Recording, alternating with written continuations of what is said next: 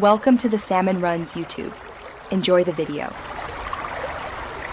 You start by making the joint ready. Degrease, remove rust, and dry the metal so the sealer bonds. Once done, mask 2 around the seam to protect paint and trim. Prepare your cartridge. Cut the nozzle at 45 degrees and check bead size on scrap. This gives you predictable flow. You should use steady pressure and move at a consistent speed on the first pass, because getting an even bead now saves sanding later. You apply a continuous bead along the seam, overlapping ends by 1/2 inch to avoid gaps. Keep your gun angle steady. Once you have a bead, tool it within 5 to 10 minutes using a wet spatula or silicone paddle to smooth and press sealer into gaps. This improves adhesion. For deep seams, build up in 2 to 3 thin passes rather than one thick one.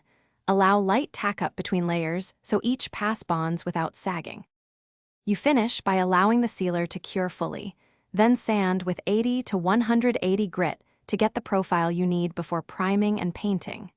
Make sure you clean guns and tools with the recommended solvent before the material cures, and dispose of cartridges properly.